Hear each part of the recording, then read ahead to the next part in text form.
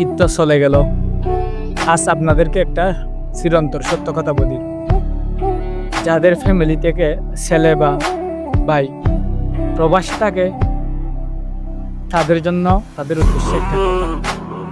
আমরা যারা প্রবাসী থাকি আমাদের ঈদের খুশি হচ্ছে ঈদের দিন নামাজ পড়ে এসে মা বাবার চেহারাটা দেখবো, আর তারা কুরবানি করুক বা বিভিন্ন কাজকর্ম করুক, আর বিশেষ করে যারা কুরবানি করে তারা কুরবানি করবে, একটু ওগুলা দেখবে। এটাই প্রবাসীদের আসল ঈদের খুশি। তা অন্যতাই তাদের আর অন্য কোনো খুশি নেই। এই প্রবাসের মধ্যে না কোনো আত্মীয় বা কোনো পরিচিত মানুষের বাড়িতে যাওয়া হয়, না অন্য কোনো কিছু। আসলে ঈদ তো চলে গেছেই। দেখবেন যারা যারা প্রবাসী আমার এই ভিডিওটা দেখবেন, যে প্রবাসীগুলা আমার এই ভিডিওটা দেখবেন, অবশ্যই তারা এটা বুঝতে পারবেন অনেক প্রবাসীরই মনের মধ্যে আজ ঈদ চলে গেছে, অনেক বড় কষ্টের পাহাড় জমে আছে। কারণ হচ্ছে ঈদের দিন সর্বপ্রথম নামাজ পড়ে এসে বাসায় কল দেয় একজন প্রবাসী, আর যখন তারা ঈদের এই কলটা রিসিভ না করে প্রবাসী ছেলের ঈদের বিভিন্ন কুরবানি কাজকর্ম নিয়ে ব্যস্ত থাকে, অথচ এই প্রবাসী ছেলেটার একটাই চাহিদা, সেটা হচ্ছে যে তাদের বাড়িতে, তাদের গ্রামে, তাদের পরিবার কিভাবে উদযাপন করছে এটা দেখবে। এটাই এই প্রবাসী সুখ।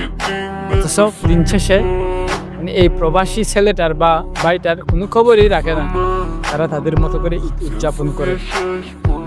পরিশেষে সব কিছু রেডি হওয়ার পর, সব কিছু হয়ে যাওয়ার পর পরে এই প্রবাসী ছেলেটার খোঁজ খবর নিবে। আসলে এটা প্রবাসীদের অনেক কষ্ট লাগে, মনের মধ্যে অনেক কষ্ট লাগে, যেটার শিকার আমি নিজে হয়েছি, এজন্য আপনাদের কাছে শেয়ার করছি। এমন করবেন না, নামাজ পড়ে এসে ছোট বাচ্চাদের হাতে মোবাইলটা দিয়ে হলেও তাদেরকে একটু সব কিছু দেখাবে বা তাদের সাথে 1 মিনিট কথা বললেই আপনাদের কুরবানির লেট হয়ে যাবেন। কুরবানির সময় 3 দিন সময় থাকে, 3 দিন পর্যন্ত কুরবানি করা যায়। অথচ আপনারা কি করেন, যারা সারা বছর আপনাদের কথা চিন্তা করে, ফ্যামিলির কথা, পরিবারের কথা চিন্তা করে, যারা প্রবাস থাকে, অথচ সেই ঈদের দিনটা তাদের খুশিটাই কেড়ে নেন। একটা কথা বলতেছি শেষে, পরিবারের খুশি রাখা, পরিবারকে খুশি রাখার জন্য, ফ্যামিলিকে খুশি রাখার জন্য আসলে প্রবাসীরা প্রবাসে থাকে।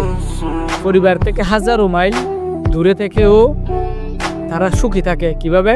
যখন তারা নিজের পরিবারটাকে সুখীভাবে দেখে এবং তাদের পরিবারের আনন্দগুলো সুখে দেখে, দূর থেকে দেখে, তখন নিজেকে একজন সুখী প্রবাসী মনে হয়। প্রবাসীদেরকেও ঈদের মধ্যে বা কোনো উৎসবের মধ্যে খুশি ভাগাভাগি করবেন, কারণ তারাও মানুষ, তারা এত কষ্ট করতেছে, এত মেহনত করতেছে শুধু পরিবারের দিকে তাকিয়ে।